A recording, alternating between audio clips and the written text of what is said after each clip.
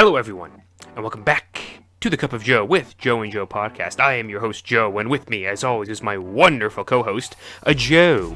Does this feed sound a little cleaner, a little closer, a little smoother? I wonder why that is. Oh, yeah. Both Joes are in Jersey. The newest We both in Jersey! of Jersey. We're not together, though. We're not, face-to-face podcasting. We haven't really figured that out yet, even though I'm pretty sure that's, the easiest form of podcasting. But we're in the same state. We got that good Jersey-to-Jersey Wi-Fi connection now, and it's going to be nice. It's going to be smooth. Appreciate this. This is about to be some 5D audio. Yeah, or exactly the same as always. So hello, everyone. Welcome back. Today, we are going to be talking about a movie that I really love it. It's very near and dear to my heart.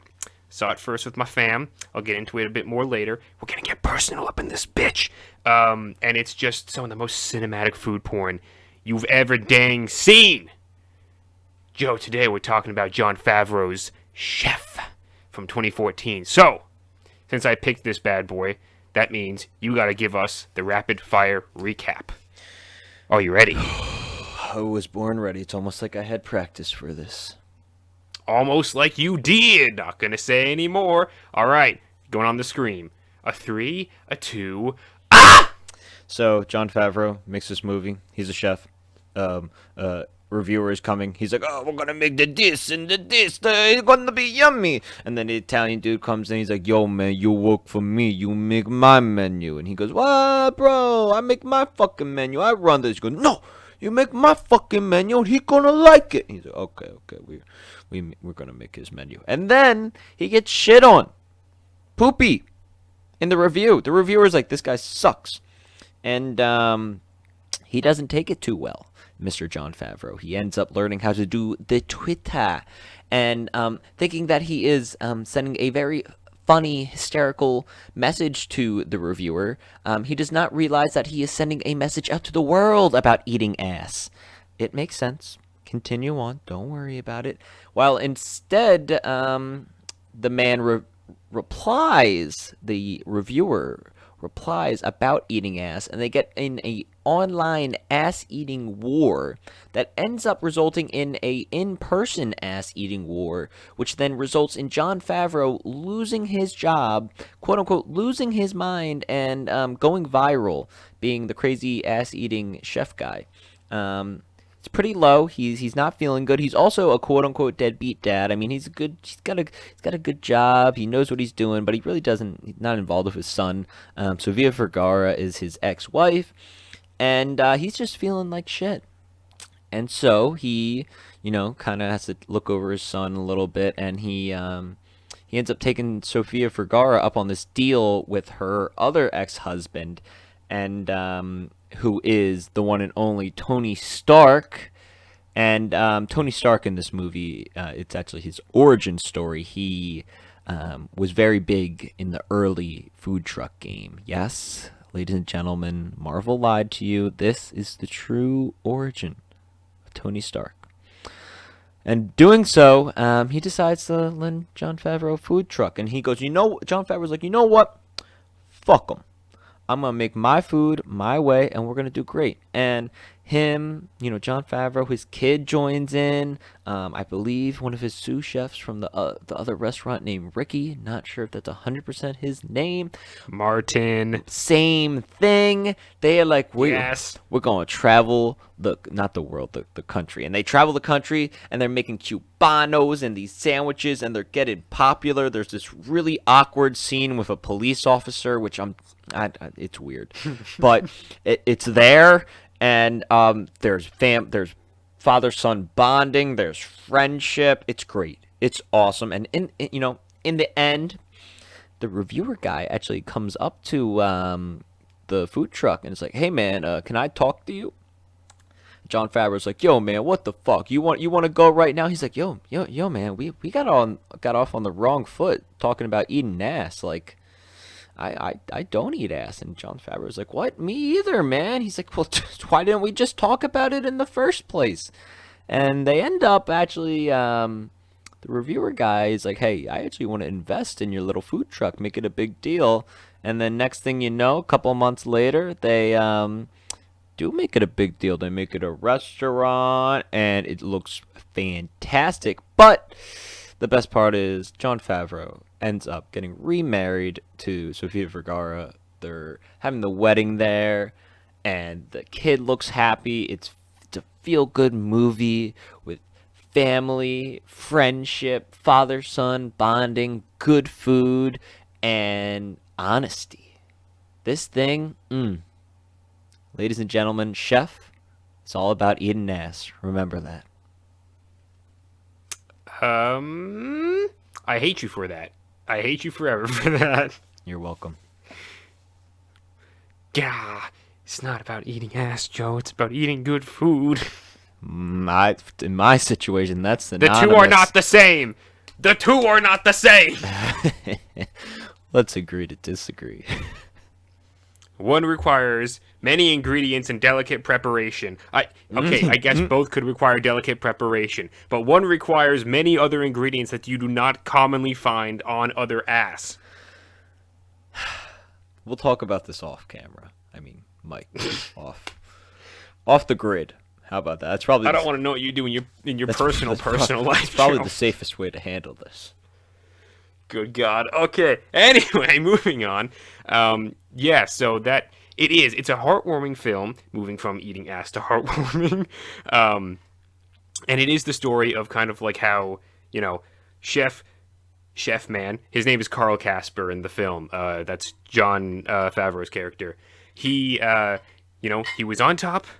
Then he hits kind of like his rock bottom, and then he slowly comes back up, realizing like, oh yeah, family and like experience and doing stuff for yourself is really what you gotta do in life in order to be happy and all that sort of crap. And it's just real good. And Joe, we take our notes when we watch these things, and as I was going through this movie, I've only seen it like twice. Again, I saw it the first time I saw it. I was with my family.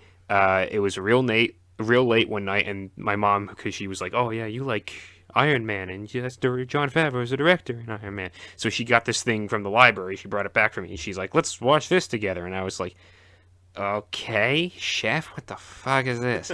And we pop it in, and we all watch it, and my eyes were glued to the screen, because, number one, the food porn, because oh my god, there's some beautifully prepared food in this thing, and I have a new segment I want to add to this with like factual tidbits and like trivia and crap like that, and it's totally not a ripoff from other podcasts or their trivia sections.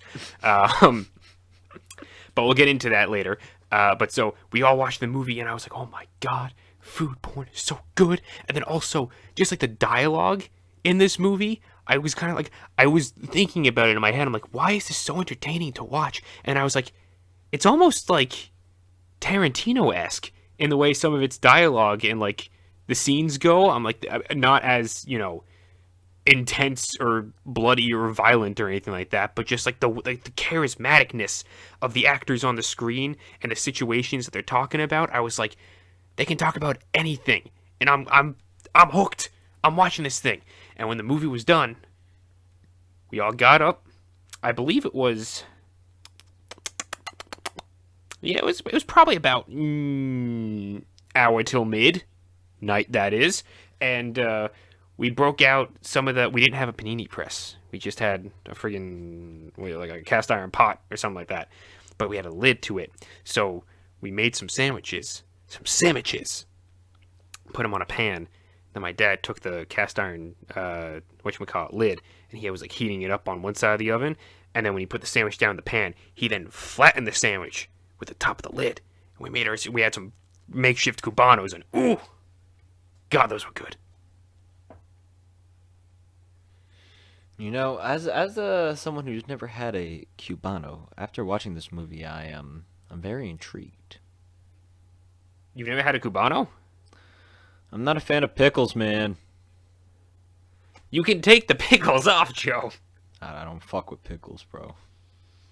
Yeah, you can, okay, whatever. Anyway, back to actual movie material stuff.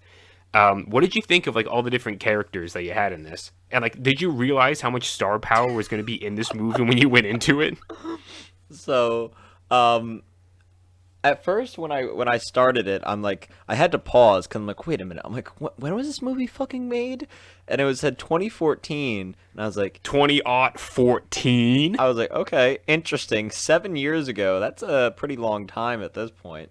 But literally the first note I written down is, holy shit, what a great cast. If you think Jon Favreau does good as Happy, I mean, I think he blows it out of the water as Carl Casper. It's so cool seeing all these Marvel guys, just as not doing Marvel stuff. It really proves that they're not just, oh, they're just popular or good actors because they're in Marvel movies. No, these guys are fucking good actors. And you know what? You know who had me glued to the screen the most?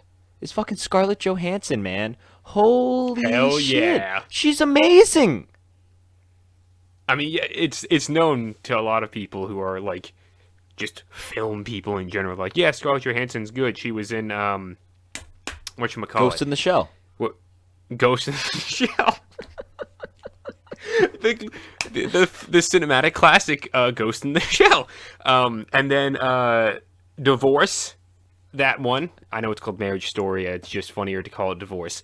And a bunch of other things that I'm sure people know that I can't remember off the top of my head. But yeah, she's a good actress. And seeing her in this kind of stuff, it's very, very cool just seeing her not be Black Widow, which is what I'm used to seeing her as, and just seeing her be, I'm just employee of restaurant and also friend to this man.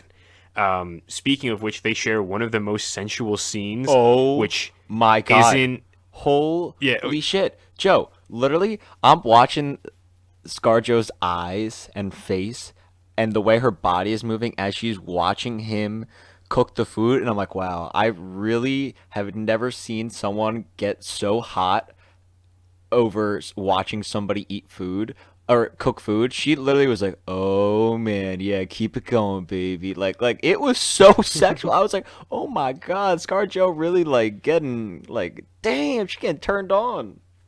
Like, the cooking was the foreplay. Exactly. And then the actual eating of the food was the sex, Joe. Oh my God. Do you get the metaphor? It was amazing, and I'm so happy. Like I thought, I'm like, wait a minute, am I just like a fucking horn dog and I'm picking up on this, or like, no, it is. She does such a good job, such a good. But oh my God, yes, the cast is great in this.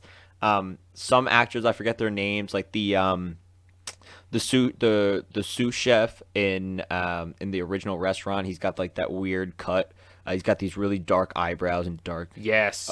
I don't remember the actor's name either. I love know him. He's like that super like Oh, he was in that TV show Vinyl. If you ever seen that. No, I have not, but I'm sure other people have. He's so fucking good. Like, it's just a great cast of, a lot of well-known actors. Robert Downey Jr.'s in this. I love the fact he's in this, and I love his character. He's in this for like, whatchamacallit, like maybe 2 minutes. 2 minutes, and that's it. But I gotta say, even though ScarJo was she really caught my eye in this, and Jon Favreau. I mean, you watch this, and he's amazing. He's great. But the kid, man, the kid was awesome. Yes, the kid who is. Hang on. I just pulled up the cast list. So the guy that we were talking about beforehand that played Tony, his name was literally Tony. The Italian guy was named, it's so good.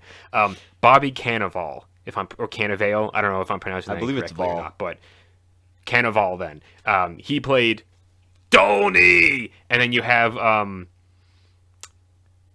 it's not going to be this easy, I don't think. MJ Anthony is played the kid. EMJAY and then Anthony. Is that MJ? Yeah, some people spelled that the way. I know there's a drummer that I know he spelled RJ. He spells it ARJAY. Oh, okay. Gotcha. Yeah. So he's like going to be Spider-Man's new girlfriend in the upcoming movie. Confirmed. You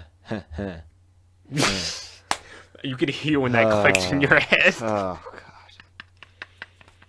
But this isn't the place for superhero talk. This is the place for just. This is exactly the place for superhero talk.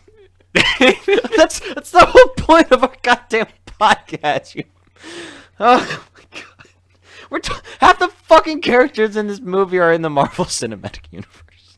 Very true. You have Jon Favreau, who directed the first two Iron Man films and then plays Happy Hogan. You have John Leguizamo, who plays Martin, who is also in the Ant-Man movies. Yep. You have Scarlett Johansson, Black Widow, Robert Downey Jr., Iron Man. Hang on, let me take a look.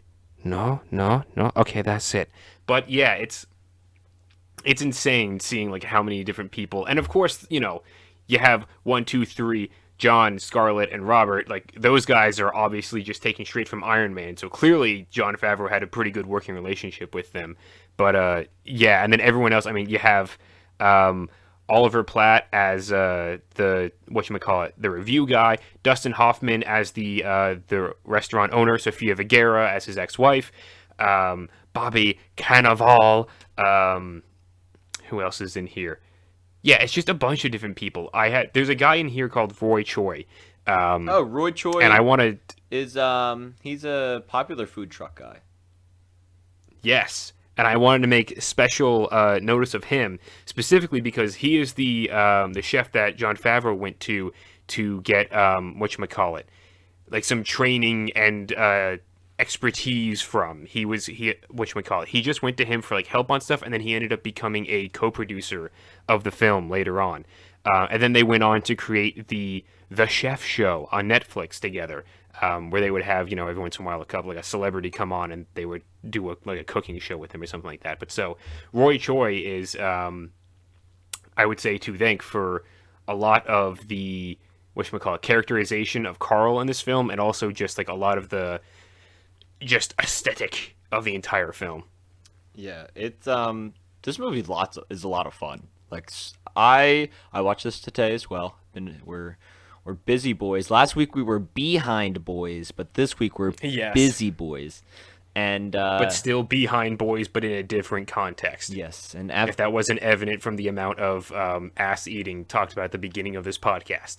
Very different things we're talking about. You gotta be quick with what we're talking about. We jump, but highbrow humor. Exactly. After eating my banana bread French toast this morning, I took a seat. I didn't know where you were going with that. Oh God! Oh, why do we? Please continue. I hate us so much. After eating my banana bread French toast this morning, I got home and I was like, "Oh, I need to sit down and watch this movie." And I put it on, and I was like, well, hopefully this is good. I did not. I thought I was gonna have to like stop this movie, take breaks. Nope, this thing's 2 hours long, and I breezed right through it. It is so much fun. It's got, like I say, great characters. It isn't just the actors. The characters that they play are written really well. Like the fact that like Scarlett Johansson's character, she's really not in it that much. She's not. She's in it for maybe like 5 minutes, and she's great. She has such a huge impact too. Like for her to stand out like that and literally be in it for like 5 minutes, it's amazing. And I mean, Jon Favreau's character is great. One thing real quickly, Joe, I wanted to ask you: are those tattoos real, or did he get those? No. Okay. No, because I looked that up as well, because I thought I had heard somewhere earlier in life, not earlier today, that he had those tattoos, and I was like, yeah, I could see Jon Favreau having those badass tattoos, yeah. El Jefe across his knuckles. So I looked them up. I was like, are those real? Because that would be really crazy if he actually had those. And then he was like, nah, that's another thing that was inspired by Roy Choi. Roy Choi has like awesome tatted up forearms and stuff like that. So that's where inspiration for that came from. Jon Favreau in real life does not actually have tattoos, and I was a little disappointed by that. I was like, oh man, that'd be really fucking cool if he did though. Yeah. Okay, cool. I had a feeling, but again, just like that could be, they didn't need to give him fucking fake tattoos, but like it fits the character so well. And you can tell Jon Favreau was really passionate about this thing. Oh yes. It's enjoyable, even if you're like, I mean, when I was younger, Joe, I used to love watching the Food Network with my mom. Like my mom and I would stay up late, and we loved watching Rachel Ray. No. I was like Gordon Ramsay. I was more Bobby Flay. Bobby Flay, and oh my goodness, this other dude. I think his name's Ted Allen. He would do like the science one where he would like break down how like cooking works. It was really cool, but it wasn't hard for me to get involved with like a movie about cooking food. I was like, oh man, I'm set. Because when I was Joe, I'm not sure if you know this, but when I was younger, I wanted to be a food critic. I had what? Huh? Yeah, talk to either of my parents, and they will tell you when I was like 13, 14, I told them I wanted to be a food critic. Good idea. Yeah, let's bring them on the podcast. Everyone, welcome Joe's parents to the podcast. My dad's asleep on the couch. It's not happening. But Just put the microphone under his nose, and we'll just get some nice ASMR of him breathing. so what little background I had going into this movie, it fully hooked me, and it's fun not just because of the characters, but because of, as you said, almost the aesthetic of it all. Between the setting of kind of being majority being in California, but then kind of going through some of these southern states and big cities like New Orleans and some of the bigger states and bigger cities in Texas. It's got a lot of flair to it, and it definitely shows off its personality in the movie, and it's great. It's big and bold. I love it. Yeah, definitely. And so I think this, because everything that you just mentioned, I literally have tidbits and facts that I went through and like found when I was like doing. It started me doing research on, are John Favreau's tattoos real? And then coming up and like, oh no. And then I just went down a rabbit hole of information because I was like, what is this movie stuff? Yeah, exactly. But so also remember, we had to talk about Helmet Man, the helmet officer, later on, because that fucking joke. But the tidbits real quick about a lot of this stuff. So some of the cities that you just mentioned. So it started initially filming in L.A., where the movie, I think, in the beginning takes place. I don't actually think it's set in L.A. proper, It's California, but that's where they filmed it. Yeah. Yeah, exactly. It's California. And then they fly to Miami, and they film in Miami, they film in New Orleans, and they film in Austin. And Jon Favreau picked all four of those locations specifically because he had been to them in the past, and he liked them and chose them for their rich food and musical cultures. Which, I mean, food, obviously, very important for this film because it's called Chef. And then the music also, the music distinctions when they go to all the different locations. It's important. Like, it's very important. And while this isn't, I don't think like anyone would like look at this and be like, oh yeah, I'm gonna fucking bop to this soundtrack or whatever. Like the actual music used in the film, it fits everything so well that you don't even really think about it. It just like it puts you into the place and culture that you were supposed to be in, and then it does it so flawlessly. Yeah, it's so great. Whatchamacallit. Some of the other things, yeah, I already talked about Roy Choi, who Favreau based Carl on, and then he also became the co-producer of the film in order to, like, further put in elements that would make it feel more real and more authentic. We were talking earlier about how the characters are written so well, and like the entire story of the movie is just so solid. Favreau wrote and directed this movie. Guess how long it took him to write this script? I'm gonna say like an hour. Okay, that giving a little too much credit, but he wrote the script in about 2 weeks. Wow. Which, if you know anything about films, like that's insane. Like most people don't do. You know what script was written in, like, what was it? Suicide Squad was written in either a week or a month. Hang on. Suicide Squad.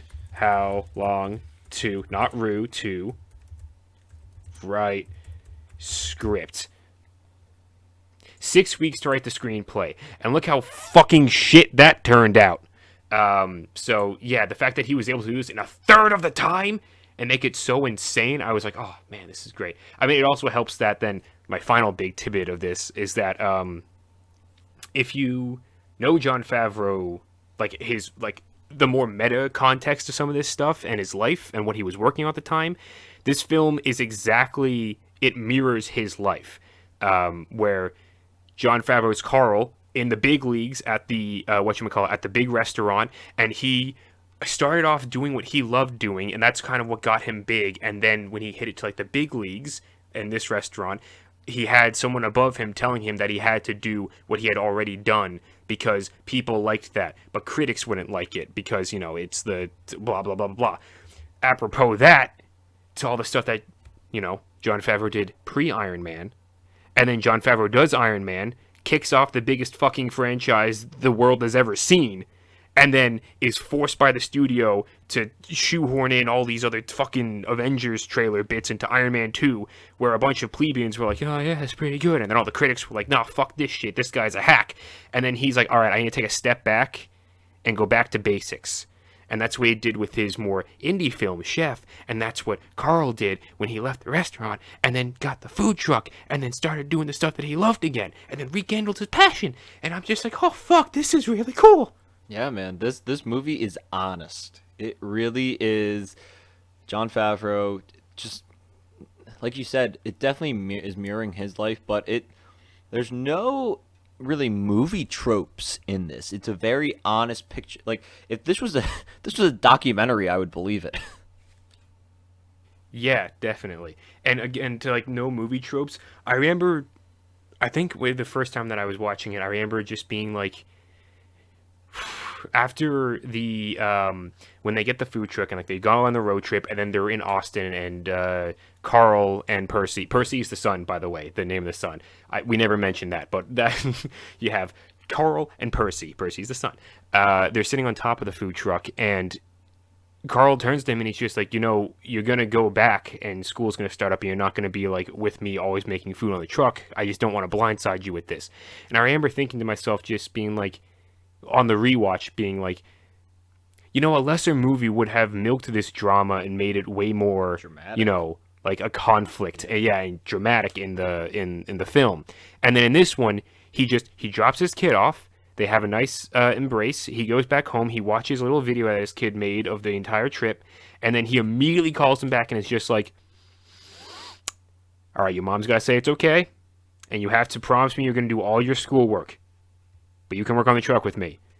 And then that is just resolved like that, and I'm like, "Fuck That yeah, phone call man!" made me so happy. Again, that's something that, like I said, it was so real.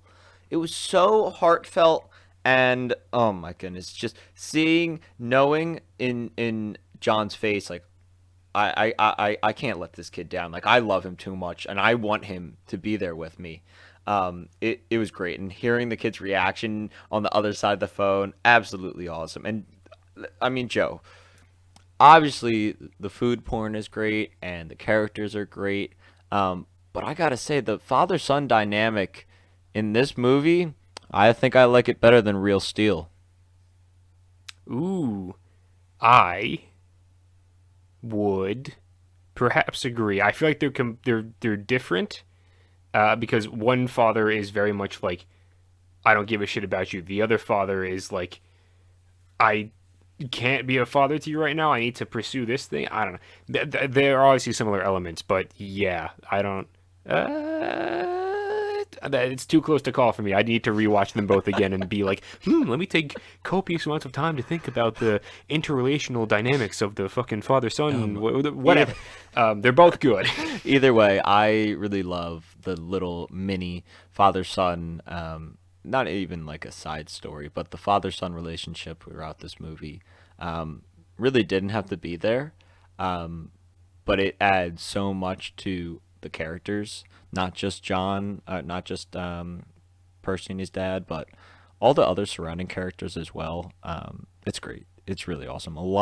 This movie is very unique in that I've never really, watched a movie about cooking before. Again, I don't know if they're out there, and I just never seen them before. I think Bradley Cooper was in a movie about being a chef before. It's called like Burnt or something like that.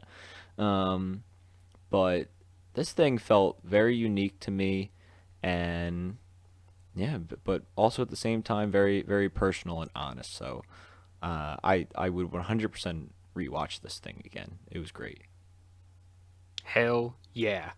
And in before we forget, let's just take a Oh minute or boy. two.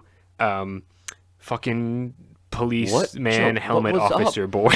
That is the only part where I was like, okay, this isn't even like all the other funny parts in this movie were funny, and then this happened, and I was like, this feels like a really weird like paid for advertisement that like they just couldn't get rid of, and I was like, what is happening?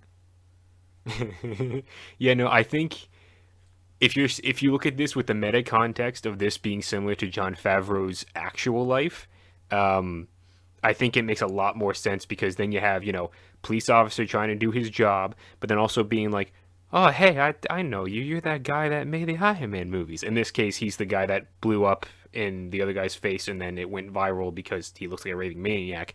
Um, but so that's kind of what I felt like it was. And I think the point of it was just to show how awkward some, like, fan interactions can be because they just won't fucking leave.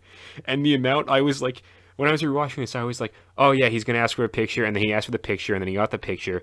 John Leguizamo's character, Martin, him just being, I loved how the cop tried to, he's like, oh here, you gotta do this. Like he tried to explain to him how the phone worked in the beginning, and because he probably thought he was just like a stupid Hispanic guy, and I was like, oh, and then like like I thought he intentionally put his finger into like the the lens of the thing.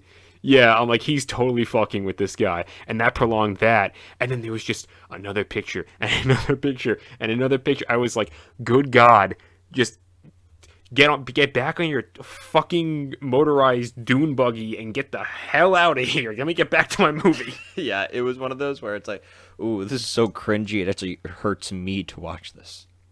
Yeah. But all right, we made good on the promise. We talked about Helmet Man. He's a fucking joke. Very funny, very cringy.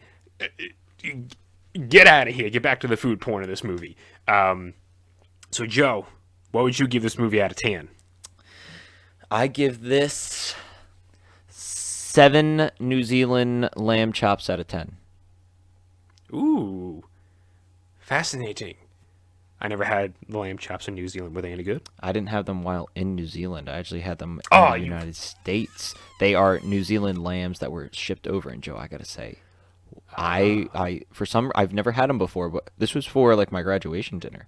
My grandparents wanted to take me out. We went to this little Italian place down the street called La Strada. Never been there before, but I immediately connected with the owner. He's like, "Oh, you're the one that called me. You Mr. Semino?" And I was like, "Yeah." And we started talking about Semino. He's like, "Oh, I used to run this camera shop down the street." I'm like, "Oh, cameras! I take pictures." It was this whole thing. It was great. But this is a lot of detail. I know, but I had to give it. But on the menu it said New Zealand lamb chops, and for some reason I saw it and I said I have to get it. I don't care if I don't like it. And I got it, Joe. And my God, did I like it. Hell yeah. So then for me, having never had a New Zealand lamb chop, I'm going to go ahead and give this a 1, 2, 3, 4, 5, 8 New Zealand lamb chops out of 10. It's a fun, good movie. I like it a lot. There's not really all that much conflict. There's a bit in the beginning, but it's funny. There's really nothing wrong. There is literally nothing wrong with this movie. Yeah, it just comes down to personal preference. If you like a heartwarming story, if you like Jon Favreau, Scarlett Johansson, approximately 2 minutes of Robert Downey Jr., and cooking, oh God, the food porn in this movie. Good God. Watch this movie. If you are ready to cook something, like if you're like I need to cook something, watch this movie. It will inspire the fuck out of you. So good. Ooh. Okay. But so Joe, that means you're picking the movie for next week. So what's it gonna be? Well, Joseph, we watch a lot of movies. I think we got some very diverse picks. Funny enough, I was, we watched 500 Days of Summer the week before this, and I almost picked a movie very similar to that, but I'm like, no, Joe, you gotta switch it up. I'm like, what am I in the mood for? And I'm in the mood for anime again. I'm always in the mood for anime, but now I really am. But a certain type of anime, an anime that we haven't really visited since maybe February. We're going back to Makoto Shinkai. Oh. We're watching Weathering with You. Holy shit. Oh yeah! This was the last movie I saw before we left for New Zealand, and then subsequently The world was ended. shunted back into America for lockdown. Yeah, it's been about, I'm trying to think, it's been like 2 years since it came out. It came out in 2019, I think. Yeah, it's been over 2 years. And I think it came out during the summer too, or at least like spring going into summer. And I was like, man, I'm like, It was winter oh, because it was winter. before New Zealand. Oh, Yeah. my bad, I misunderstood. But yeah, I want to rewatch this thing. I want to give it a look. See, I remember little spoiler, I enjoyed it in theaters. I thought it was good. So we're gonna see how it goes. And yeah, I thought this would be a nice, fun movie to watch. Alrighty. So, everyone, be sure to tune in next week for when we review Weathering with You. Yeah, little spoilers. I think we both enjoy it, so get ready for a little bit of anime wanking over there. Not that kind. The hentai review Okay, is maybe a yet little to bit of come. that kind. Hey, yet to come. That's in the works. We're still figuring out how we're going to post that Emphasis thing to YouTube. on the come. Okay. Our kids are going to look back on this episode and be like, wow, something was in the water that week, guys, and it was fucking horny Jews. What was I doing? I was out showing a video. Be sure to leave a like, comment, subscribe, all that wonderful, beautiful YouTube shizness. Remember that we are the Behind Boys. I need to stop. Thank you, everyone. We love you. We'll leave you. And goodbye.